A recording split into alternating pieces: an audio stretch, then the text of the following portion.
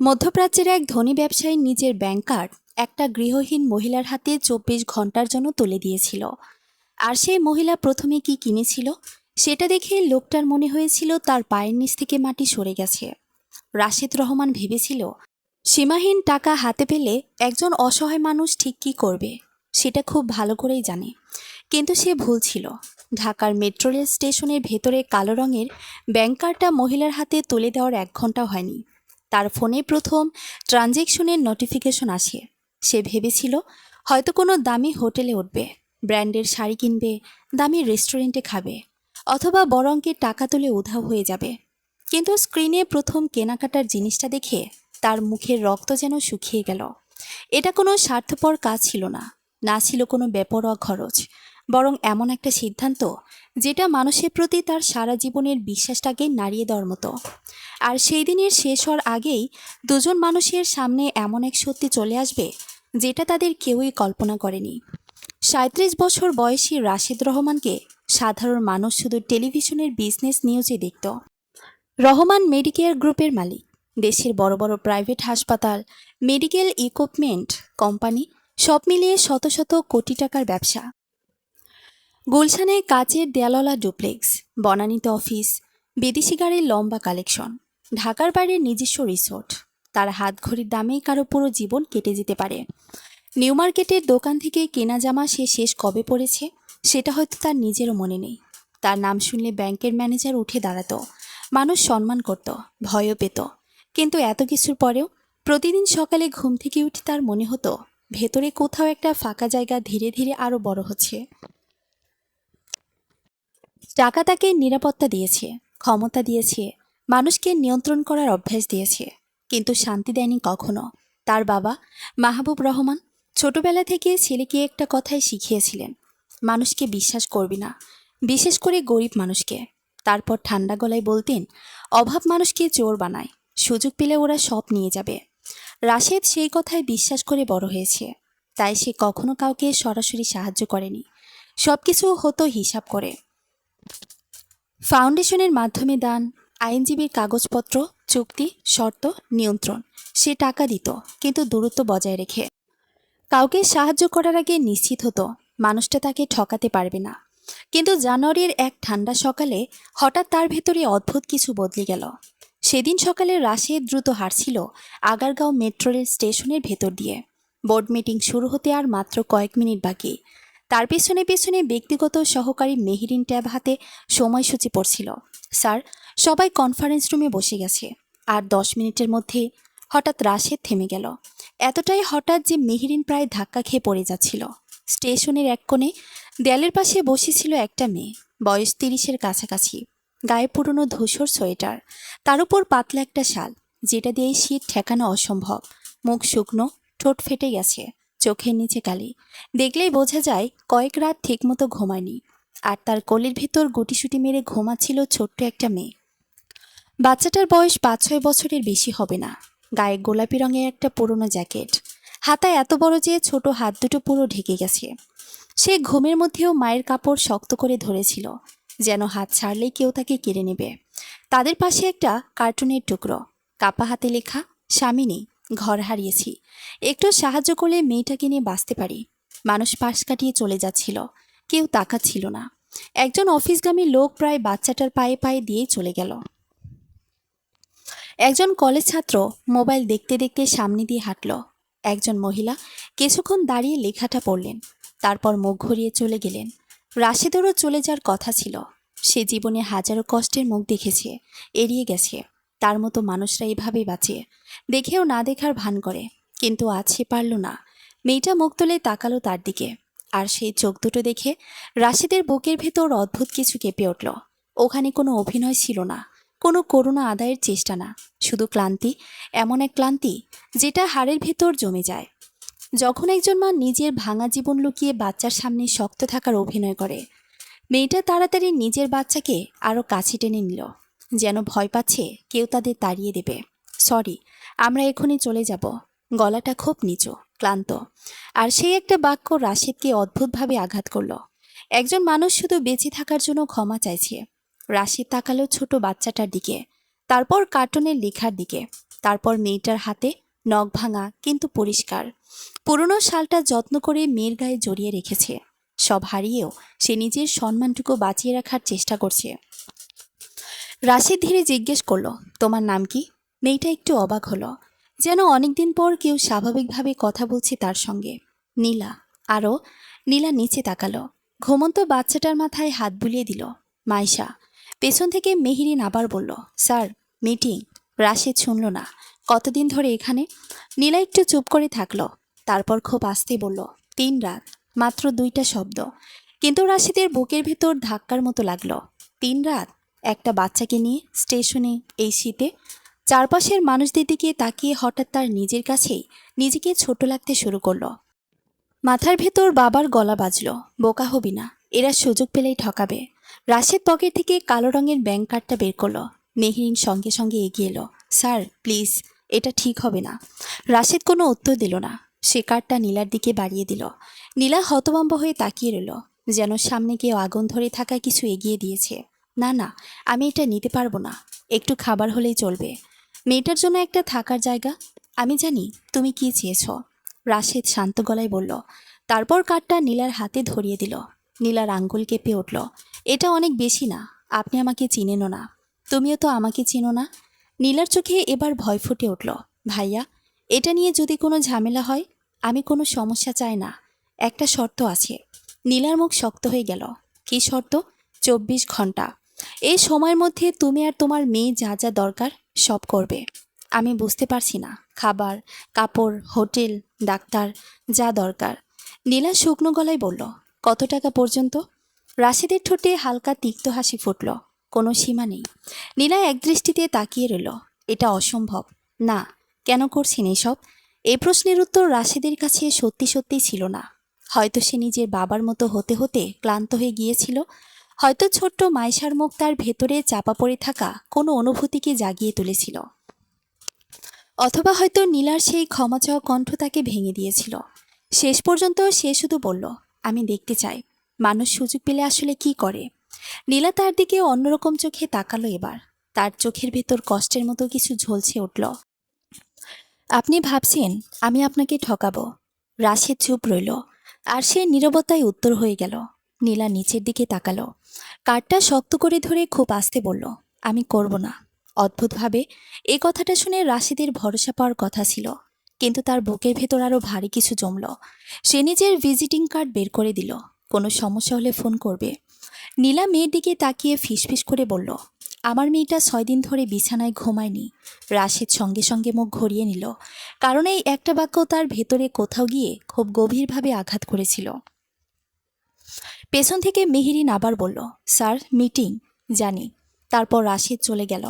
ঠিক 47 মিনিট পর তার ফোন কেঁপে উঠল। প্রথম ট্রানজেকশন, তারপর দ্বিতীয়টা, তারপর তৃতীয়টা। আর সেই মুহূর্তে রাশিদ বুঝল, সে শুধু কাউকে সাহায্য করেনি, সে এমন একটা দরজা খুলে ফেলেছে যেটা তার মানুষের প্রতি সমস্ত ধারণা বদলে দিতে পারে। আর নীলা নিজের মেয়ের জন্য প্রথমে কি কিনেছিল সেটা জানার পর রাশিদের মনে হয়েছিল সে এতদিন মানুষকে একদম ভুলভাবে চিনে এসেছে। রাশিদ রহমান বোর্ডরুমে বসেছিল, কিন্তু তার মন ছিল না সেখানে। দীর্ঘ কাচের টেবিলের ওপাশে কোম্পানির পরিচালকরা নতুন হাসপাতাল প্রকল্প নিয়ে কথা বলছিল। কেউ বাজেট দেখাচ্ছে, কেউ লাভের হিসাব, কিন্তু রাশিদের চোখ বারবার চলে যাচ্ছিল ফোনের স্ক্রিনে। প্রথম ট্রানজেকশন এসেছিল আগারগাঁওয়ের একটা ছোট ফার্মেসি থেকে, মাত্র 1300 টাকা। দ্বিতীয়টা একটা বাচ্চাদের কাপড়ের দোকান, 3700 টাকা। তৃতীয়টা দেখে সে কপাল কুঁচকাল, সিটি ডায়াগনস্টিক ক্লিনিক, 5000 টাকা। মেহেরিন ধীরে বলল, স্যার, আপনি চাইলে আমি কার্ড ব্লক করে দিতে পারি। রাশেদ ফোন থেকে চোখ না সরিয়ে বলল, কেন? জানি না, ব্যাপারটা রিস্কি লাগছে। রাশেদ কিছু বলল না, কিন্তু তার ভেতরের সন্দেহ কাজ করছিল। হয়তো শুরুতে ছোট ছোট খরচ করছে, তারপর বড় অঙ্কের টাকা তুলবে। তার বাবার কথাগুলো আবার মাথায় বাজতে লাগলো। গরিব মানুষ সুযোগ পেলে সব নিয়ে নেয়। মিটিং শেষ হতে হতে দুপুর হয়ে গেল, আর ততক্ষণে আরও কয়েকটা ট্রানজেকশন এসেছে। একটা সস্তা হোটেল, একটা মুদির দোকান, তারপর ঢাকা শিশু হাসপাতাল। এবার রাশেদ ফোনটা শক্ত করে ধরল। সে আর বসে থাকতে পারল না। মেহেরিন, গাড়ি বের করো। কোথায় যাবেন? হাসপাতালে। ঢাকা শিশু হাসপাতালের করিডোরে ঢুকে রাশিদের নাকে তীব্র ওষুধের গন্ধ লাগলো। চারপাশে অসুস্থ বাচ্চাদের কান্না, উদ্বিগ্ন বাবা মা, লম্বা লাইন। এমন জায়গায় সে সাধারণত আসে না।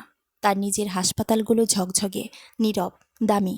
এখানে মানুষের কষ্ট লুকানোর সুযোগ নেই। রিসিপশনের পাশে দাঁড়িয়ে সে নীলাকে দেখতে পেল। মেয়েটা প্লাস্টিকের চেয়ারে বসে আছে, কোলের ওপর ঘুমিয়ে আছে মাইশা। কিন্তু আজ বাচ্চাটার গায়ে নতুন একটা ছোট্ট সোয়েটার, গোলাপি রঙের। খুব দামি কিছু না, তবু পরিষ্কার, উষ্ণ। নীলা মাথা নিচু করে একটা কাগজ শক্ত করে ধরেছিল। রাশেদ এগিয়ে যেতেই সে চমকে উঠল, চোখে মুখে ভয়। ভাইয়া, আমি টাকা নষ্ট করিনি, আমি শুধু। কি হয়েছে ওর?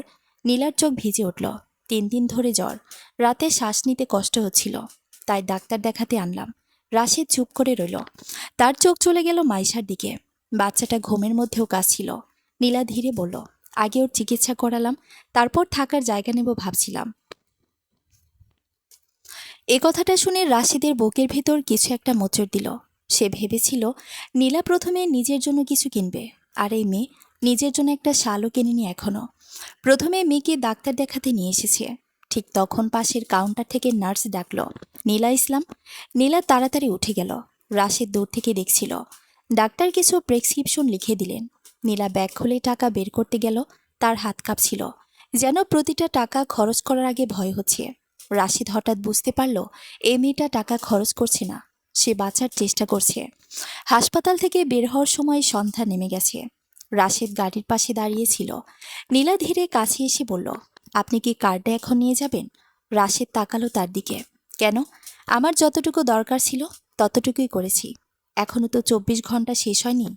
নীলা কিছুক্ষণ চুপ করে থাকলো, তারপর নিচু গলায় বলল, বেশি টাকা মানুষকে ভয় পাইয়ে দেয়।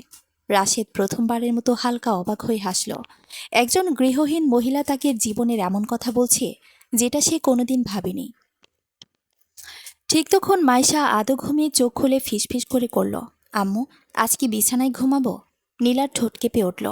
সে মেয়েকে জড়িয়ে ধরল, আর সেই দৃশ্য দেখে রাশিদের বুকের ভেতরের শক্ত দেয়ালে প্রথম ফাটলটা তৈরি হলো। সেদিন রাতটা রাশিদের আর ঘুম হলো না। গুলশানের বিশাল ডুপ্লেক্সের বারান্দায় দাঁড়িয়ে সে নিচের শহরটার দিকে তাকিয়েছিল। ঢাকার আলো, ঝলমলে রাস্তা, দূরের সাইরেনের শব্দ, কাচের দেয়ালে নিজের প্রতিচ্ছবি দেখে হঠাৎ তার মনে হলো এই মানুষটাকে সে নিজেই ঠিকমতো চেনে না।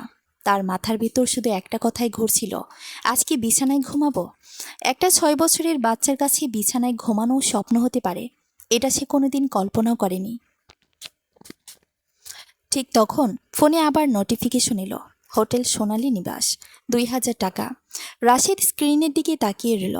তার বুকের ভেতর অদ্ভুত স্বস্তি কাজ করলো। অন্তত আজ রাতে মা মেয়ে রাস্তায় থাকবে না। পরদিন সকাল, রাশিদ অফিসে যাওয়ার আগে কার্ডের পুরনো স্টেটমেন্ট দেখতে বসলো। 24 ঘন্টায় মোট খরচ হয়েছে মাত্র 18,400 টাকা। এর মধ্যে ডাক্তার, ওষুধ, বাচ্চার কাপড়, এক রাতের হোটেল আর কিছু খাবার। ব্যাস, কোনো দামি শপিং না, কোনো টাকা তোলা না, কোনো প্রতারণা না। রাশিদ অনেকক্ষণ স্ক্রিনের দিকে তাকিয়ে রইল। তার মনে হচ্ছিল কেউ যেন তার বহু বছরের বিশ্বাসে ধীরে ধীরে হাতুড়ি মারছে। ঠিক তখন দরজায় নক করল মেহেরিন। স্যার, আজকের ইন্টারভিউগুলো। রাশিদ হঠাৎ বলল, মেহেরিন, তুমি কি জানো কেউ এত কম খরচ করতে পারে? মেহেরিন একটু থমকে গেল। মানে? রাশিদ ফোনটা এগিয়ে দিল। মেহেরিন স্টেটমেন্ট দেখে অবাক হলো। ও শুধু এগুলোই কিনেছে? হ্যাঁ। অদ্ভুত তো। রাশিদ ধীরে বলল, না, অদ্ভুত আমরা। দুপুরের দিকে রাশিদের ফোন বেজে উঠল। অচেনা নম্বর। রিসিভ করতে ওপাশ থেকে নীলার নিচু গলা শোনা গেল, ভাইয়া, আমি কার্ডটা ফেরত দিতে চাই। রাশেদ কিছুক্ষণ চুপ করে রইল। কোথায় আছো? আগারগাঁও স্টেশনের বাইরে। দাঁড়াও, আমি আসছি। 20 মিনিট পর রাশেদের গাড়ি এসে থামল। নীলা রাস্তার পাশে দাঁড়িয়েছিল। আস্থার চেহারায় আগের চেয়ে একটু কম ক্লান্তি। মাইশা তার হাত ধরে দাঁড়িয়ে আছে। নতুন সোয়েটার পরে বাচ্চাটাকে অন্যরকম লাগছে। রাশেদ গাড়ি থেকে নামতেই নীলা তাড়াতাড়ি কার্ডটা এগিয়ে দিল। এটা নিন। রাশেদ কার্ডের দিকে তাকালো না। সব ঠিক আছে? নীলা মাথা নাড়ল। হ্যাঁ, হোটেলে ছিলাম। মাইশার জ্বর একটু কমেছে। তারপর থেমে নিচু গলায় বলল, ধন্যবাদ। রাশেদ বুঝতে পারছিল না কেন, কিন্তু এই একটা শব্দ শুনে তার বুকটা ভারী হয়ে উঠল। সে ধীরে জিজ্ঞেস করল, তোমার ঘর কিভাবে হারিয়েছিলে? নীলা কিছুক্ষণ চুপ করে রইল, রাস্তার দিকে তাকিয়ে থাকলো। তারপর খুব আস্তে বলল, আমার স্বামী মারা যাওয়ার পর বাড়িওয়ালা আমাদের বের করে দেয়। পরিবার? নীলার ঠোঁটে তিক্ত হাসি ফুটল। গরিব মানুষের দুঃখ বেশি দিন কেউ নিতে চায় না। মাইশা হঠাৎ বলল, আম্মু আগে স্কুলে পড়াতো। রাশেদ তাকালো, তুমি শিক্ষক ছিলে? নীলা যেন একটু লজ্জা পেল, একটা কিন্ডার গার্ডেনে। তাহলে চাকরি ছেড়ে দিলে কেন? এবার নীলা সরাসরি তার চোখে তাকালো, আর সেই চোখে এখন এত গভীর ক্লান্তি ছিল যে রাশেদের বুক কেঁপে উঠল। কারণ অসুস্থ বাচ্চাকে নিয়ে কেউ চাকরিতে রাখতে দেয় না। চারপাশের শব্দ হঠাৎ যেন দূরে সরে গেল। রাশেদ প্রথমবার বুঝতে পারল এই মেয়েটা অলস না, অযোগ্য না, সে শুধু একা, ভয়ঙ্করভাবে একা। ঠিক তখন মাইশা ছোট্ট গলায় বলল, আঙ্কেল, আম্মু কাল রাতে কাঁদছিল। নীলা সঙ্গে সঙ্গে থেমে গেল। মাইশা? বাচ্চাটা ভয় পেয়ে মায়ের হাত চেপে ধরল, কিন্তু রাশিদের বুকের ভেতর আবার সেই অদ্ভুত ব্যথাটা ফিরে এলো। সে ধীরে বলল, কেন কাঁদছিলে? নীলা চোখ নামিয়ে ফেলল। অনেকক্ষণ পর বলল, কারণ অনেকদিন পর কেউ আমাদের মানুষ মনে করেছে। রাশিদ উত্তর দিতে পারল না, তার নিজের গলাও যেন শুকিয়ে গেল। হঠাৎ সে বুঝতে পারল সে নীলাকে পরীক্ষা করতে গিয়েছিল, কিন্তু শেষ পর্যন্ত পরীক্ষা হয়ে গেছে তার নিজেরই। সেদিনের পর থেকে অদ্ভুতভাবে নীলা আর মাইশার কথা মাথা থেকে সরাতে পারছিল না রাশেদ। অফিসে বসেও না, মিটিংয়ের মাঝেও না, এমনকি রাতে ঘুমানোর আগেও না। তার জীবনে প্রথমবারের মতো কোনো দরিদ্র মানুষের মুখ থেকে এতটা ভাবা ছিল। কারণ নীলা তার ধারণার সঙ্গে মেলেনি, একটুও না। সে লোভী না, চালাক না, করুণা ভিক্ষা করে না, বরং নিজের কষ্টটাও যতটা সম্ভব লুকিয়ে রাখে। আর এই জিনিসটা রাশেদকে সবচেয়ে বেশি নাড়া দিচ্ছিল। 3 দিন পর সকালে অফিসে ঢুকে মেহরিন বলল, স্যার, ওই মহিলার ব্যাপারে কিছু জানতে পেরেছি। রাশেদ থেমে গেল। কি জেনেছ? নীলা ইসলাম সত্যি একটা কিন্ডার গার্ডেনে পড়াতো। স্বামী সড়ক দুর্ঘটনায় মারা গেছে 8 মাস আগে। তারপর বাড়ি ভাড়া দিতে না পারায় বাসা ছাড়তে হয়েছে। রাশেদ চুপ করে শুনছিল। মেহরিন আবার বলল, আরেকটা কথা। বলো। হাসপাতালের রিপোর্টও সত্যি, মেয়েটার নিউমোনিয়া শুরু হয়েছে। রাশেদের বুক ধক করে উঠল। এখন কোথায় ওরা? সম্ভবত আবার স্টেশনের কাছেই আছে। আর কোনো কথা না বলে রাশেদ উঠে দাঁড়ালো। আগারগাঁও স্টেশনের পাশে ছোট্ট একটি গলির ভেতর একটা সস্তা হোটেলে ওদের খুঁজে পাওয়া গেল। রুমটা এত ছোট যে একটা বিছানা রাখতেই প্রায় পুরো জায়গা শেষ। জানালার কাচ ভাঙা, ভেতরে ঠান্ডা বাতাস ঢুকছে। নীলা দরজা খুলে রাশেদকে দেখে পুরো থমকে গেল। আপনি? মাইশা বিছানা থেকে উঠে খুশি হয়ে বলল, আঙ্কেল। তার কণ্ঠে এমন আনন্দ ছিল যেন বহুদিনের পরিচিত কেউ এসেছে। রাশেদের বুকের ভেতর হালকা কাঁপন উঠল। সে ভেতরে ঢুকে চারপাশে তাকালো। এক কোণে ওষুধ, আরেক পাশে ছোট্ট ব্যাগ। ব্যাস, এটা এখন তাদের পুরো পৃথিবী। নীলা অস্বস্তি নিয়ে বলল, আপনি এখানে কেন? রাশেদ সরাসরি বলল, তোমাদের জন্য একটা বাসার ব্যবস্থা করেছি। নীলা যেন বুঝতেই পারল না। কি? ছোট একটা ফ্ল্যাট? আপাতত সেখানে থাকো? না। রাশেদ অবাক হলো। না মানে? আমি দয়া নিতে চাই না। এটা দয়া না। তাহলে কি? রাশেদ কিছুক্ষণ চুপ করে রইল। তারপর ধীরে বলল, হয়তো একটা সুযোগ। নীলা মাথা নাড়ল। মানুষ সুযোগ দিয়ে পরে দাম চায়। এই কথাটা শুনে রাশেদের বুকের ভেতর হালকা ব্যথা উঠল। সে বুঝতে পারল জীবন নীলাকেও বিশ্বাস করতে শেখায়নি, ঠিক যেমন তার বাবা তাকে শেখাননি। দুজন মানুষ, দুই দুনিয়া। তবু ভাঙা জায়গাটা একই। মাইশা হঠাৎ কাশতে শুরু করলো, প্রচণ্ড কাশি। নীলা তাড়াতাড়ি পানি এগিয়ে দিল। রাশিদ আর সহ্য করতে পারল না। প্লিজ নীলা, অন্তত মেয়েটার জন্য। নীলার চোখ ভিজে উঠল। সে ধীরে বসে পড়ল বিছানার পাশে। তারপর অনেকক্ষণ চুপ থেকে বলল, আমি কারো বোঝা হতে চাই না। রাশিদ খুব শান্ত গলায় উত্তর দিল, তুমি বোঝা নও। আর এই একটা বাক্য শুনে নীলার চোখ বেয়ে নীরবে পানি গড়িয়ে পড়ল। 2 সপ্তাহের মধ্যে নীলা আর মাইশা নতুন ফ্ল্যাটে উঠে গেল। মিরপুরের ছোট্ট 2 রুমের বাসা। খুব বিলাসবহুল কিছু না, কিন্তু পরিষ্কার, নিরাপদ। আর সবচেয়ে বড় কথা, মাইশার নিজের একটা বিছানা আছে। প্রথম রাতে বাচ্চাটা বিছানার উপর লাফাতে লাফাতে বলেছিল, আম্মু, এটা কি সত্যি আমাদের? নীলা তখন মুখ ঘুরিয়ে কেঁদেছিল। রাশেদ সেটা দেখেও না দেখার ভান করেছিল। সময়ের সঙ্গে সঙ্গে অদ্ভুত একটা সম্পর্ক তৈরি হতে লাগলো তাদের মধ্যে। রাশেদ মাঝে মাঝে খোঁজ নিত, ওষুধ পাঠাতো, মাইশার জন্য বই নিয়ে যেত। আর মাইশা প্রতিবারই দৌড়ে এসে তাকে জড়িয়ে ধরত। আঙ্কেল, দেখো আমি আঁকতে শিখেছি। আঙ্কেল, আজ আমি পুরো ভাত খেয়েছি। রাশেদ বুঝতে পারছিল না কেন, কিন্তু এই ছোট ছোট মুহূর্তগুলো তার বহু বছরের ক্লান্তি কমিয়ে দিচ্ছিল। একদিন সন্ধ্যায় সে ফ্ল্যাটে গিয়ে দেখল নীলা রান্না করছে। পুরো ঘরে ডালের গন্ধ। খুব সাধারণ একটা দৃশ্য, তবু তার মনে হলো এত শান্তি সে বহুদিন কোথাও পায়নি।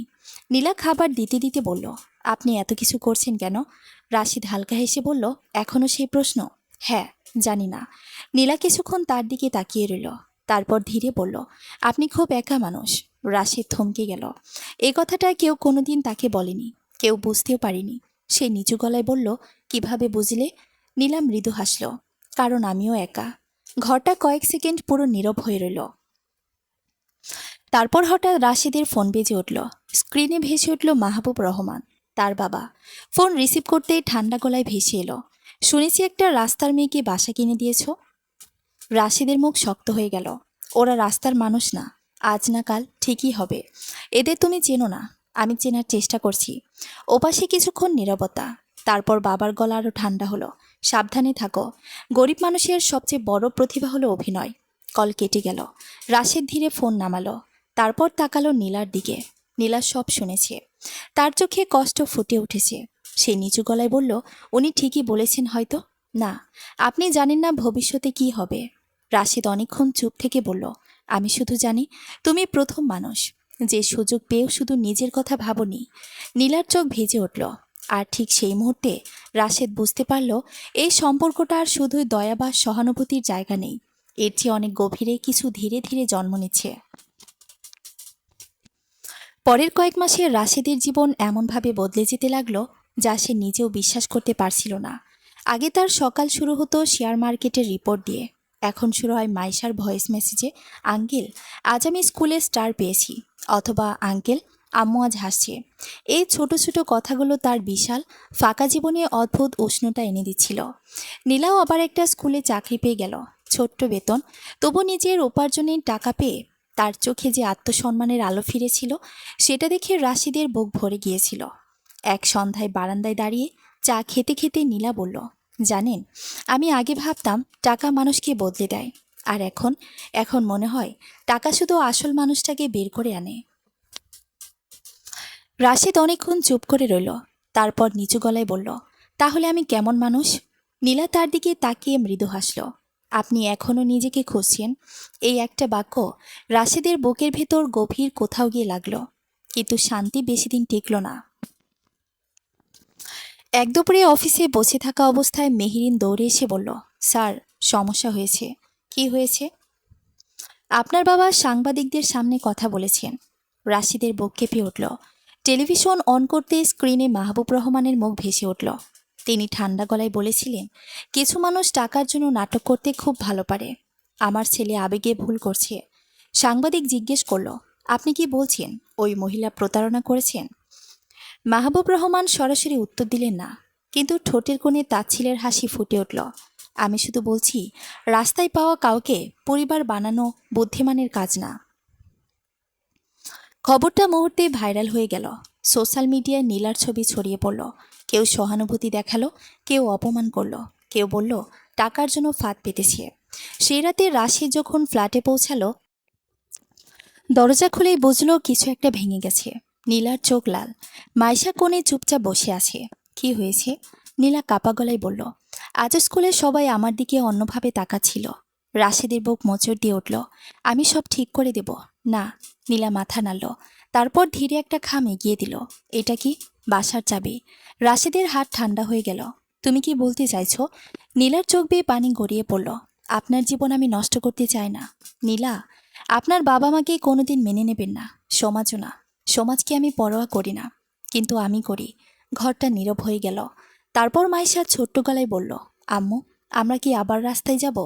এ একটা বাক্য যেন ছুরি হয়ে বিঁধল রাশিদের বুকে। সে হাঁটু গেড়ে মাইশার সামনে বসে পড়ল। না, কখনো না। তারপর সে ধীরে উঠে দাঁড়িয়ে নীলার দিকে তাকালো। এবার আমার কথা শোনো। সারা জীবন আমি ভুল মানুষদের বিশ্বাস করেছি, টাকার জন্য কাছে আসা মানুষদের। সে একটু থামল, কিন্তু প্রথমবার আমি এমন কাউকে পেয়েছি যে কিছু না চেয়েও আমার জীবন বদলে দিয়েছে। নীলা কাঁদছিল। রাশেদ ধীরে তার হাত ধরল। তুমি চলে গেলে আমি আবার আগের সেই ফাঁকা মানুষটাই ফিরে যাব। আর সেই মুহূর্তে নীলা বুঝতে পারল, এই মানুষটার শুধু তাকে সাহায্য করছে না, সেই সত্যি তাদের নিজের মানুষ ভেবে ফেলেছে। এক সপ্তাহ পর ঢাকার সবচেয়ে বড় এক সংবাদ সম্মেলনে সাংবাদিকদের ভিড় জমেছে। সবাই অপেক্ষা করছে রাশিদ রহমান কি বলবেন, কারণ গত কয়েকদিন ধরে মিডিয়ায় শুধু একটাই খবর, ধনী ব্যবসায়ী ও গৃহহীন নারী। কেউ এটাকে প্রেমের গল্প বানিয়েছে, কেউ কেলেঙ্কারি, কেউ দয়া, কেউ প্রতারণা, কিন্তু সত্যিটা কেউ জানতো না। স্টেজে উঠে রাশিদ মাইকের সামনে দাঁড়ালো। তার পাশে নীলা, আর সামনে বসে আছে ছোট্ট মাইশা, গোলাপি ফ্রক পরে। রাশিদ শান্ত গলায় বলল, কয়েক মাস আগে আমি একটা পরীক্ষা করতে চেয়েছিলাম। পুরো হলরুম চুপ। আমি বিশ্বাস করতাম মানুষ সুযোগ পেলে স্বার্থপর হয়ে যায়, কারণ ছোটবেলা থেকে আমাকে সেটাই শেখানো হয়েছে। তার চোখ একবার বাবার দিকে গেল। সামনের সারিতে বসে থাকা মাহবুব রহমানের মুখ শক্ত হয়ে আছে। রাশিদ আবার বলল, তাই আমি এক গৃহহীন মায়ের হাতে সীমাহীন টাকা তুলে দিয়েছিলাম। সাংবাদিকদের ক্যামেরা ঝলসে উঠল। আমি ভেবেছিলাম সে নিজের জন্য খরচ করবে, কিন্তু সে প্রথমে তার অসুস্থ মেয়েকে ডাক্তার দেখিয়েছিল। হলরুম পুরো নীরব। সেদিন আমি বুঝেছি, অভাব মানুষকে খারাপ বানায় না সবসময়। কখনো কখনো অভাবের মধ্যেও মানুষ নিজের মানবিকতাটুকু আঁকড়ে ধরে বেঁচে থাকে। নীলার চোখ ভিজে উঠল। রাশিদ ধীরে বলল, আর আমি সেই মানবিকতার কাছে হেরে গেছি। ঠিক তখন মাহবুব রহমান উঠে দাঁড়ালেন। তার গলায় রাগ, তুমি একটা ভুলের জন্য পুরো পরিবারকে হাসির পাত্র বানাচ্ছ। রাশিদ প্রথমবার বাবার দিকে দৃঢ় চোখে তাকালো। না বাবা, আমি শুধু আপনার শেখানো ভুলটা ভাঙছি। চারপাশ নিস্তব্ধ। মাহবুব রহমান কিছু বলতে গিয়েও থেমে গেলেন, কারণ সেই মুহূর্তে ছোট্ট মাইশা হঠাৎ দৌড়ে এসে রাশিদের হাত ধরে ফেলেছে। বাচ্চাটা নিষ্পাপ গলায় বলল, আঙ্কেল, তুমি কি এখন আর একা না? রাশিদের চোখ ভিজে উঠল। সে নিচু হয়ে মাইশাকে বুকে জড়িয়ে ধরল। তারপর ধীরে বলল, না মামনি, এখন আর না। সেই মুহূর্তে পুরো হলরুমের সামনে একটা অদ্ভুত সত্য পরিষ্কার হয়ে গেল। রাশেদ নীলাকে বাঁচায়নি, নীলাই বাঁচিয়েছে রাশেদকে। কারণ জীবনে প্রথমবার এত টাকার ক্ষমতার মাঝেও সে একটা জিনিস খুঁজে পেয়েছে, নিজের মানুষ। আর বহু বছর পর সেদিন রাতে ঢাকার আলো ঝলমলে শহরের মাঝখানে দাঁড়িয়ে রাশেদ রহমানের মনে হয়েছিল তার ভেতরের সে ফাঁকা জায়গাটা অবশেষে একটু একটু করে ভরতে শুরু করেছে। সমাপ্ত।